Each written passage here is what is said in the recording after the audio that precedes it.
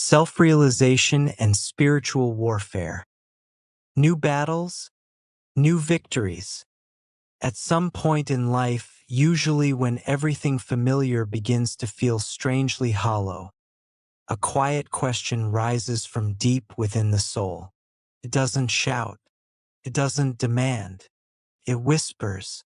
And that whisper says, "There is more to you than this. Not more money. Not more success. Not more approval. More you." And the moment you truly hear that whisper, whether you recognize it or not, a war begins. Not a war with the world, but a war within. This is where self-realization meets spiritual warfare, and this battlefield is unlike anything you were prepared for. Most people believe spiritual battles look dramatic, like lightning striking the sky or some visible force pushing against them. But the real battles are quieter.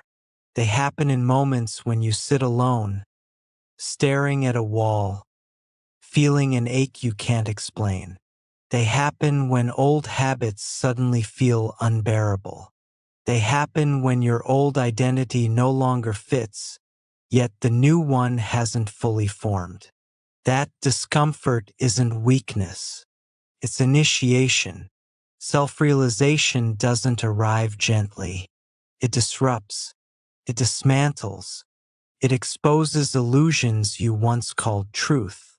You begin to notice patterns you never questioned before. Why certain fears keep repeating. Why certain people drain you. Why certain desires no longer satisfy you. And here's the part no one warns you about. The moment you start waking up to who you truly are, resistance appears. Internally, externally, spiritually. This resistance doesn't mean you're doing something wrong. It means you're doing something right. Because when awareness expands, the old structures that thrived on your unconsciousness begin to lose power. Think about that. A sleeping mind is easy to control. A waking soul is not. So the battlefield shifts. The enemy no longer attacks your body. It targets your mind, your emotions, your identity. Subtle thoughts creep in. Doubt disguises itself as logic. Fear wears the mask of realism. Old temptations resurface with new intensity. And suddenly you're not just trying to improve your life, you're trying to protect your clarity. Here's a surprising truth most people never realize. The deeper you go into self-realization, the more strategic the battles become. Early struggles are obvious. Addiction, anger, ego. But later struggles are refined. Pride disguised as humility. Isolation disguised as independence. Spiritual arrogance disguised as wisdom. This is why many people start the journey but few complete it. Not because they aren't strong, but because they underestimate the subtlety of the war. You may have noticed something strange happening lately. Old friends drifting away. Conversations feeling shallow. Crowded rooms feeling lonely. This isn't punishment. It's recalibration. When your inner frequency changes, your environment must adjust. Some connections dissolve not because they were bad, but because they were built for an earlier version of you. Letting go hurts, but holding on costs more.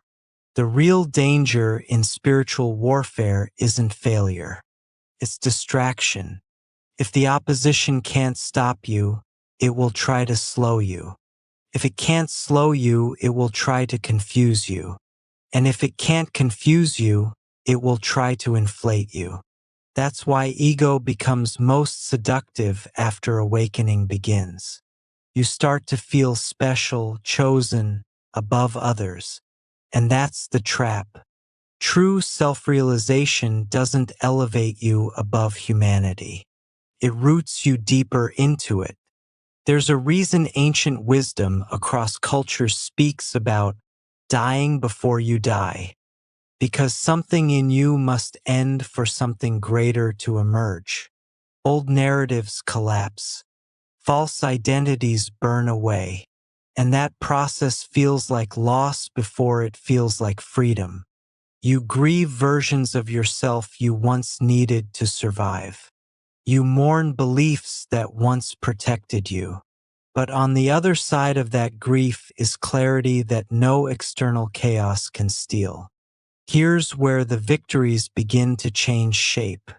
Early victories feel external. You overcome a habit. You break a cycle. You set a boundary. But later victories are internal. You respond instead of react. You observe instead of absorb. You remain calm where you once panicked. And these victories may not impress the world, but they terrify whatever thrived on your emotional instability. One of the most misunderstood aspects of spiritual warfare is temptation. People think temptation is about doing something wrong, but often it's about doing something beneath your current level of awareness. Going back to what once felt comfortable but now feels empty. Returning to environments that dull your intuition.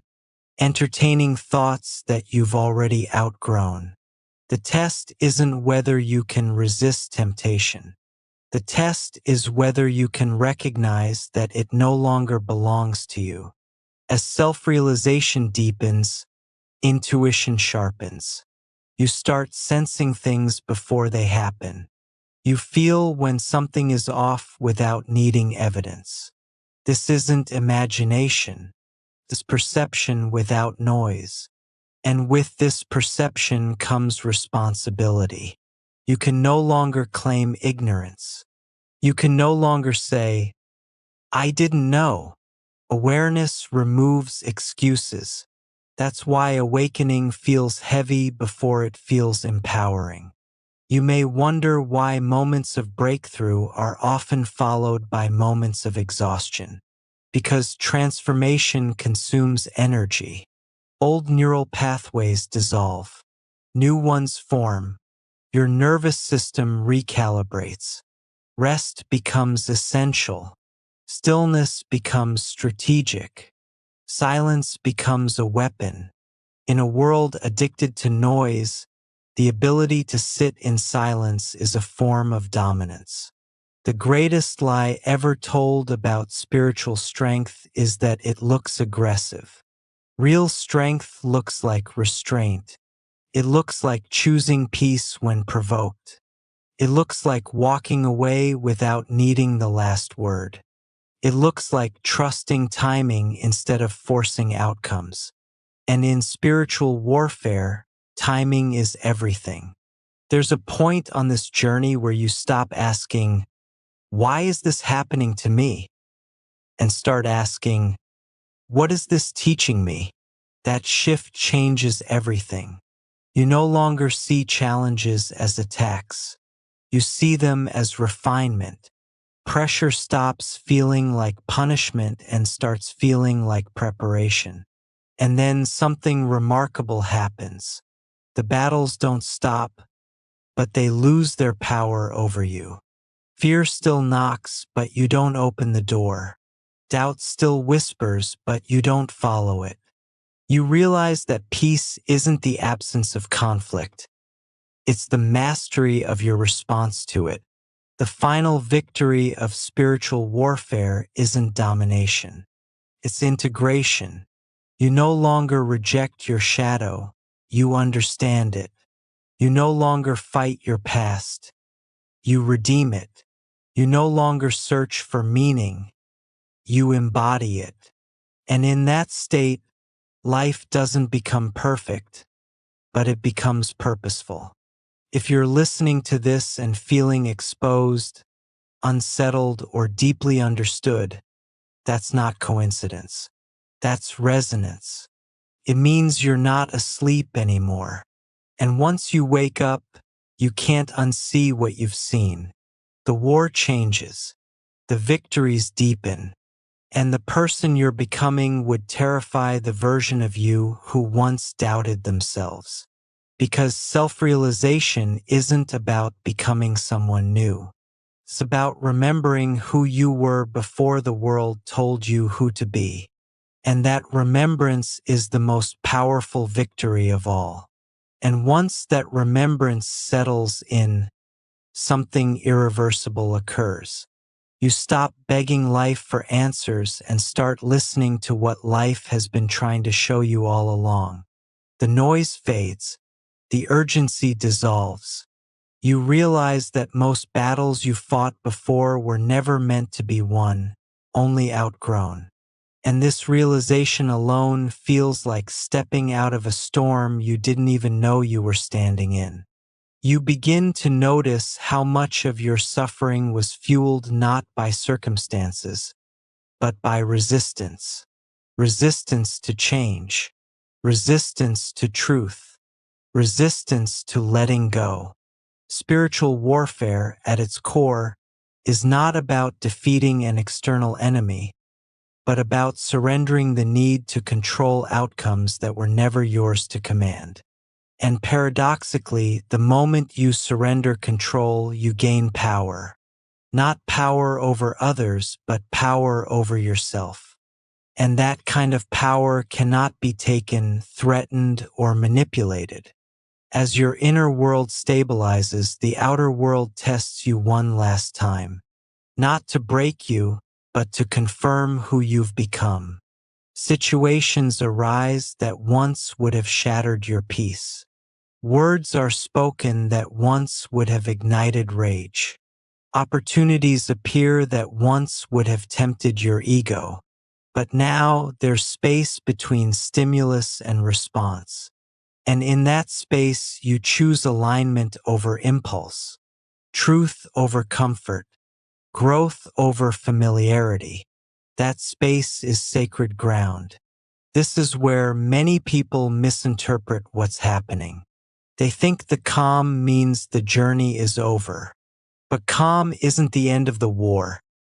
It's the sign that you've learned how to stand in the middle of it without losing yourself. You're no longer reacting from wounds. You're responding from wisdom. And wisdom doesn't rush. It waits. It watches. It moves only when the moment is right. You also start to see through illusions that once held immense power over you. Status, validation, comparison. You realize how much energy the world spends convincing people they are incomplete. How entire systems are built on keeping souls distracted, insecure, and disconnected from their inner authority.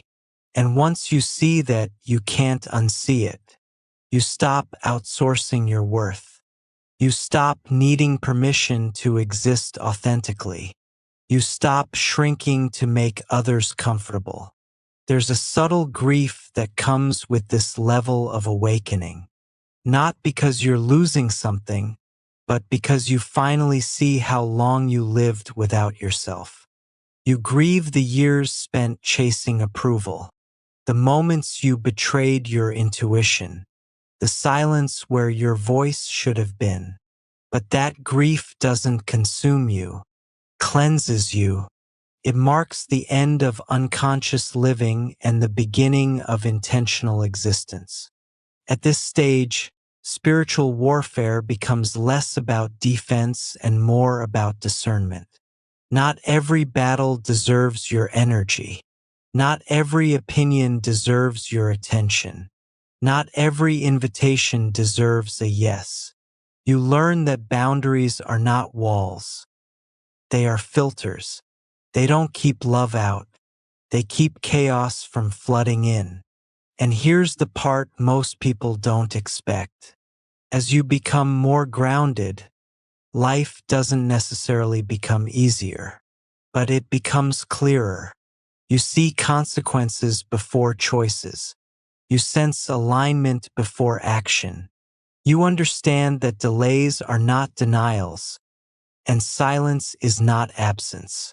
Sometimes silence is protection. Sometimes delay is preparation. Sometimes what feels like rejection is redirection disguised as disappointment. The victories now are quiet but profound. Sleeping peacefully without needing escape. Being alone without feeling lonely. Speaking truth without fear of abandonment. Loving without attachment. Trusting without blindness. These are not flashy achievements, but they are the marks of a soul that has survived its own transformation. You also begin to recognize others who are fighting the same invisible war, not by what they say, but by how they carry themselves. There's a depth in their eyes, a stillness in their presence, a compassion that doesn't try to save, but understands. You don't need many of them, just a few who speak the same unspoken language. And when those connections appear, they feel less like meeting strangers and more like remembering something ancient. Eventually, you stop searching for signs because you become one. Your life becomes the message. Your presence becomes the proof. You don't need to convince anyone of your truth because you're no longer trying to be understood. You're trying to be aligned, and alignment has a gravity of its own. This is the paradox of spiritual warfare. The more you awaken, the less you fight, not because the world becomes harmless, but because you become unshakable. You realize that nothing external has the authority to define your inner state unless you give it permission. And permission is something you no longer hand out casually. In the end, the greatest victory isn't enlightenment, awakening, or even peace.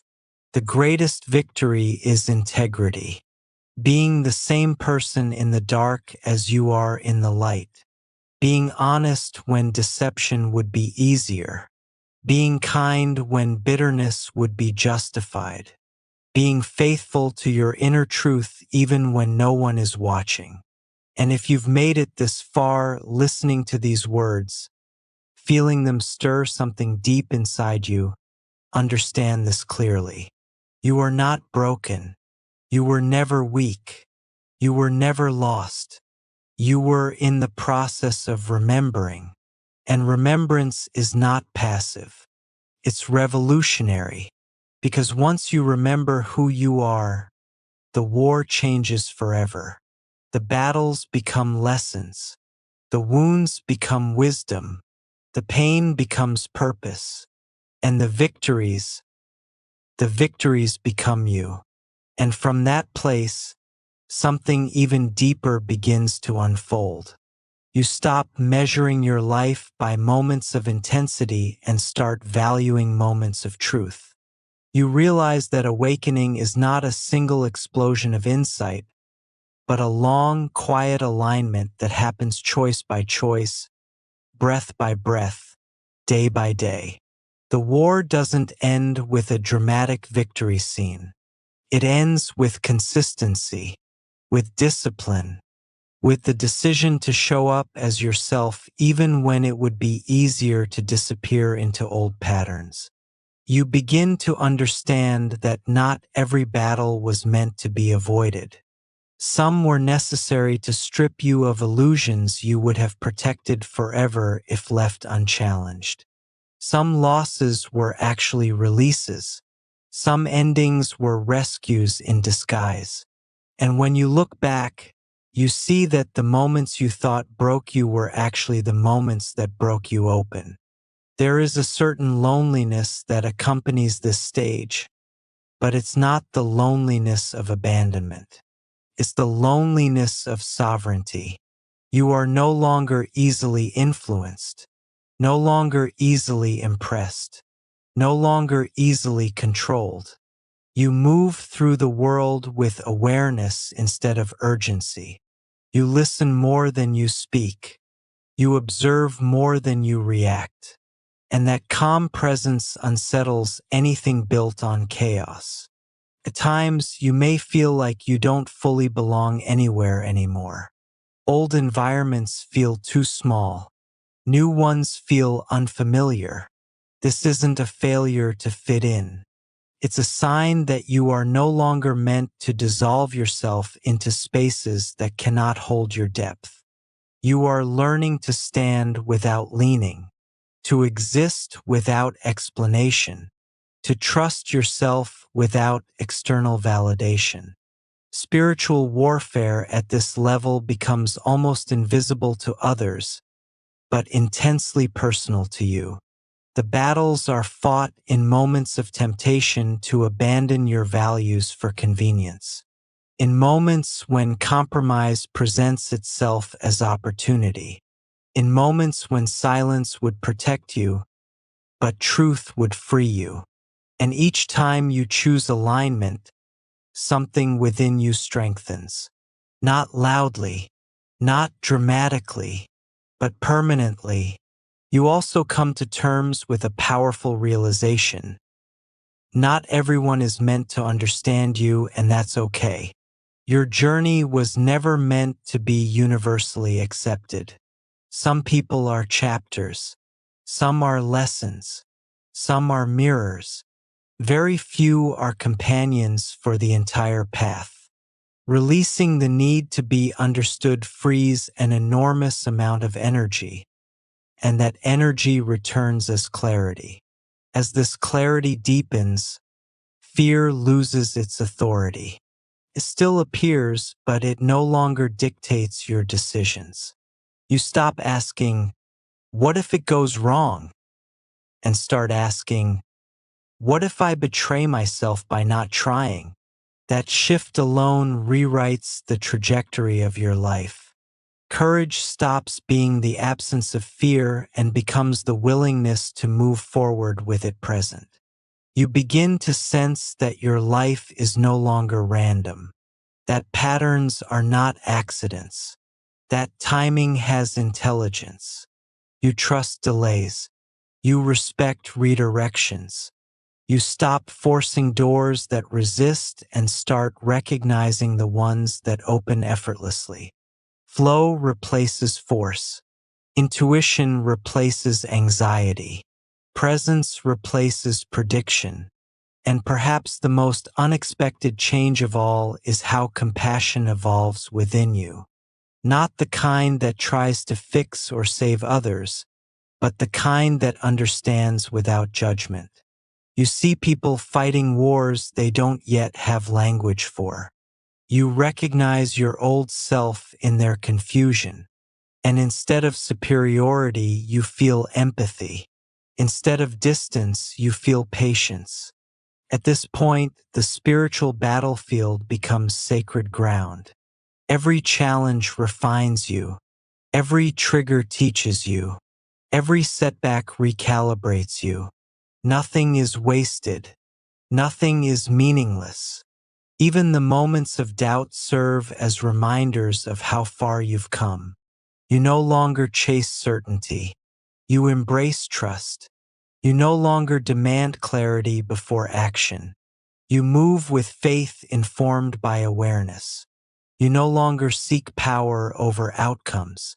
You cultivate power within alignment. And that power is quiet but unstoppable. Eventually, you realize that the war was never about defeating darkness. It was about integrating light, about holding both your strength and your vulnerability without shame, about becoming whole instead of perfect, about choosing truth even when comfort begs you to lie. And when you stand there, fully present in who you are becoming, you understand something profound. The journey of self-realization did not remove you from the world. It returned you to it, grounded, awake, and unafraid, not as someone who has conquered life, but as someone who can finally meet it as they are. This is what new victories look like. Not applause, not recognition, but peace that doesn't depend on circumstances, purpose that doesn't require permission, and a soul that no longer runs from itself. And once you reach this place, there is no going back. Only forward, only deeper, only truer, and moving forward no longer feels like pressure. It feels like inevitability, not because everything is certain, but because you've learned to trust yourself in uncertainty. You understand now that clarity doesn't always come before movement. Sometimes it arrives because of it. You step and the ground appears. You choose and the path reveals itself. This is not recklessness. This is alignment in motion. You start living from the inside out. Decisions are no longer reactions to fear or hunger for approval. They are responses to an inner knowing that doesn't shout but never lies. When something isn't for you, your body knows before your mind can explain it. When something is aligned, there's a calm confidence that replaces excitement. You realize excitement fades, but alignment endures. There are moments when the old world tries to pull you back. Old narratives resurface. Old doubts knock gently, almost nostalgically. But they don't hold the same weight anymore. You see them for what they are: echoes, not commands. Memories, not mandates. You thank them for what they taught you and let them pass without letting them steer. You also begin to recognize that your presence changes rooms. Not because you demand attention, but because you carry coherence. People may not understand why they feel calmer around you, or why your words linger longer than expected. That's not charisma. That's congruence. Your inner world and outer actions finally speak the same language. This is where service naturally emerges. Not service driven by obligation or guilt, but service born from overflow. You share not to prove anything, but because withholding feels unnatural. You guide without preaching. You support without rescuing. You inspire not by instruction, but by example. Your life becomes permission for others to be honest with themselves. You learn to sit with paradox, to hold grief and gratitude in the same breath, to accept that healing isn't linear and growth isn't always comfortable. You stop demanding that life makes sense before you allow yourself to live fully. You understand that meaning often arrives in retrospect, not in advance. And perhaps the most liberating realization of all settles quietly into your bones. You don't need to be extraordinary to be significant. Presence outweighs performance. Integrity outweighs image. Depth outweighs noise. In a world addicted to speed, your steadiness becomes rare. In a culture obsessed with appearance, your authenticity becomes disruptive. The battles now are subtle, but so is your mastery. You notice when ego wants to reassert control. You catch yourself when old defenses try to rebuild. You don't shame them. You observe them. Awareness becomes your greatest ally. Nothing grows in the light of conscious attention unless it belongs there. You also make peace with the fact that growth doesn't exempt you from pain. It gives you context for it. You feel deeply, but you no longer drown. You grieve honestly, but you don't collapse. You fall, but you don't abandon yourself on the ground. Resilience stops being something you force and becomes something you embody. Over time, life stops feeling like a series of tests and starts feeling like a conversation. You listen, you respond, you adjust, you trust. You understand that even silence has meaning, and even waiting has momentum. You stop racing toward the future and start arriving fully in the present. And in this presence, you find something you spent years searching for without realizing it: home. Not a place, not a person, not a destination, a state of being, a quiet belonging within yourself that no circumstance can evict you from. This is the final shift in spiritual warfare. You are no longer fighting to become someone. You are protecting what you've remembered. You guard your peace. You honor your truth. You choose your energy carefully. And in doing so, you win battles you no longer need to fight. Because the greatest victory was never about conquering the world. It was about reclaiming yourself from everything that told you to forget who you were. And from here, whatever comes next, you are ready. And readiness doesn't feel like armor anymore. It feels like openness without fear. You're no longer bracing yourself against life. You're meeting it with presence. Whatever arrives, you trust your ability to respond. Not perfectly, not flawlessly, but honestly. And that honesty becomes your compass. You begin to understand that strength is not something you display. It's something you conserve. You don't explain yourself to those committed to misunderstanding you. You don't overextend to prove your worth. You don't chase alignment. You recognize it. Your energy becomes intentional. Your attention becomes sacred.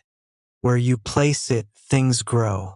There are days when the old ache returns, not as suffering, but as a reminder of how far you've traveled, a reminder of what unconscious living felt like. You don't romanticize it. You don't fear it. You acknowledge it like a scar that no longer hurts but still teaches. Memory becomes wisdom instead of a wound. You also realize that spiritual maturity doesn't make you invincible. It makes you accountable. You can no longer blame circumstances for choices you now see clearly. You take responsibility without self-punishment. You correct course without self-betrayal. You forgive without forgetting what alignment requires. At this stage, patience becomes instinctive. You stop rushing outcomes because you trust timing. You stop forcing connections because you trust resonance. You stop chasing validation because you trust your own coherence.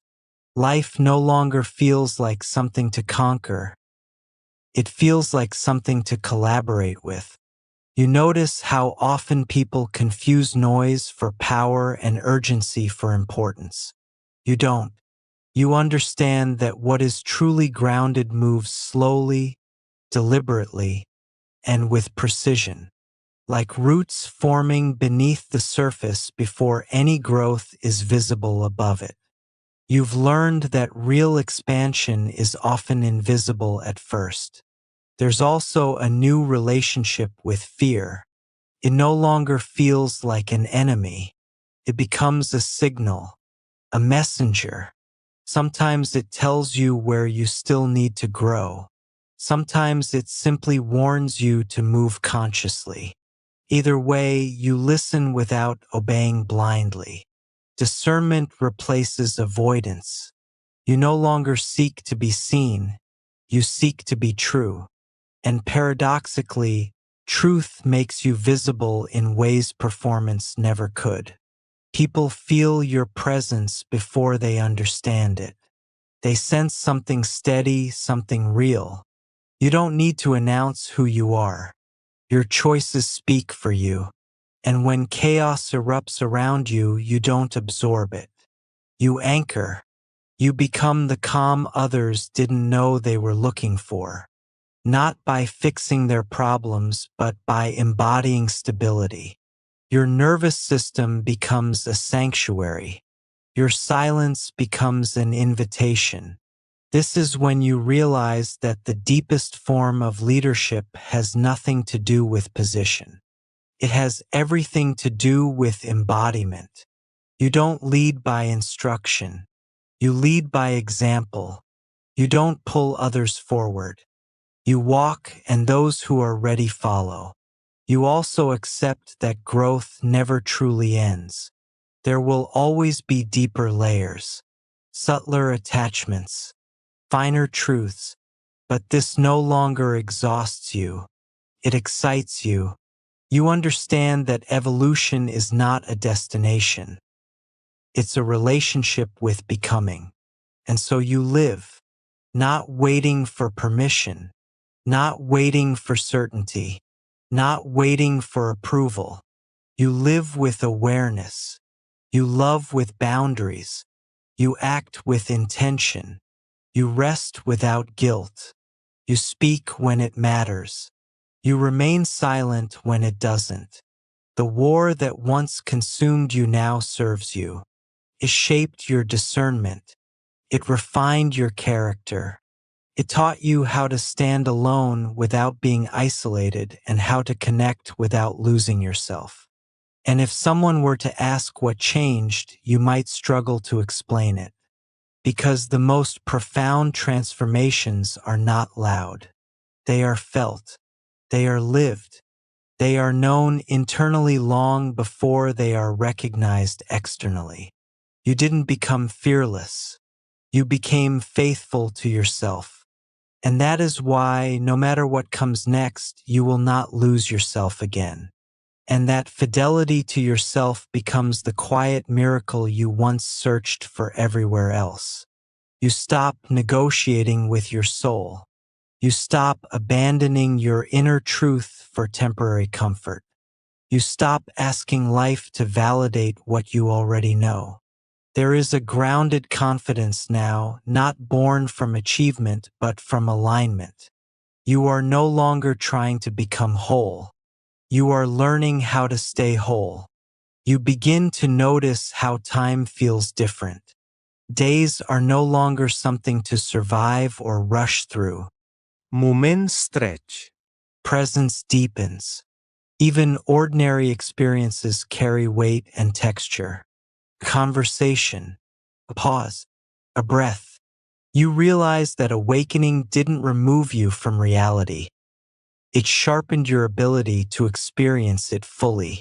Life doesn't feel louder, feels clearer. There are moments when you look at the world and see how much of it is driven by fear masquerading as ambition, by emptiness disguised as success. And instead of judgment, you feel understanding. You recognize the hunger because you once lived there. You recognize the striving because you once believed it was necessary. And you silently wish others the same remembering, knowing it can't be forced, only invited. You also come to terms with something deeply freeing. Not every truth needs to be spoken, and not every silence needs to be filled. Discernment refines your voice. You speak less, but when you do, your words land. You no longer argue to be right. You listen to understand. You no longer need to win conversations because you're no longer at war with yourself. The sense of purpose that emerges now isn't loud or dramatic. It's steady. It's practical. It's lived. Purpose stops being something you chase and becomes something you express in how you move through the world, in how you treat people, in how you respond to difficulty, in how you honor your own limits. Even pain has changed its shape. It no longer feels like punishment. It feels like information. It tells you where alignment is slipping, where rest is needed, where truth is being avoided. Pain becomes a guide instead of an enemy.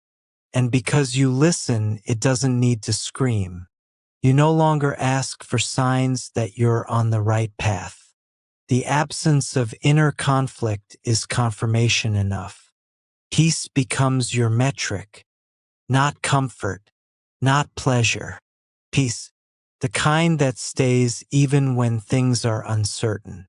The kind that doesn't collapse when plans change. The kind that doesn't depend on applause. And then there comes a moment, quiet and unannounced, when you realize the war that once defined you no longer needs to. You carry its lessons without carrying its weight. You remember the battles without reliving them. You honor the journey without being trapped by it. You stand in your life not as someone who has escaped darkness, but as someone who learned how to walk through it without losing their light. You are not hardened. You are refined. You are not closed. You are discerning. You are not detached. You are anchored. This is where self-realization and spiritual warfare finally meet their resolution. Not in victory over others, not in dominance over life, but in the quiet authority of someone who knows who they are and no longer needs to prove it. And from here, whatever unfolds next is no longer something to fear. It is something to live. And as this journey settles into you, there is one final realization that ties everything together. Awakening was never meant to make you distant from life or superior to others. It was meant to bring you back to sincerity, back to meaning, back to the parts of yourself you once silenced in order to survive. The war you walked through didn't strip you of softness. It refined it. It didn't make you cold. It made you clear. And that clarity is what allows you to live fully without losing yourself again. You now understand that self-realization is not about reaching some unreachable spiritual peak. It's about learning how to stay present in your humanity while carrying deeper awareness. It's about choosing truth when illusion is easier, choosing growth when stagnation feels safer, choosing integrity even when no one is watching. The battles you faced were not meant to destroy you. They were meant to teach you how strong, intuitive, and resilient you already were. And if any part of this journey resonated with you, if you felt seen, understood, or quietly awakened, then know this: you are not alone on this path. There are others walking it with you, questioning, remembering, and rising in their own time. This space, this channel, exists for that exact reason. To remind you that growth is possible, clarity is attainable, and your inner truth is worth protecting. If this message stirred something inside you, take a moment to honor that feeling. Support this journey by gently tapping the like button. It helps this message reach others who might need it right now. Share this video with someone who feels like they're fighting an invisible war, someone who's awakening but doesn't yet have words for it. And if you haven't already, subscribe to this channel and stay connected. There is much more ahead: deeper conversations, powerful insights, and stories meant to guide, ground, and awaken. Remember this as you move forward. You don't need to rush your growth, compare your path, or prove your awakening. You only need to remain honest, present, and willing. Your journey is unfolding exactly as it should. And every time you return here, you are choosing remembrance over forgetting, clarity over chaos, and truth over fear. Thank you for being here. Thank you for listening. And thank you for walking this path with me.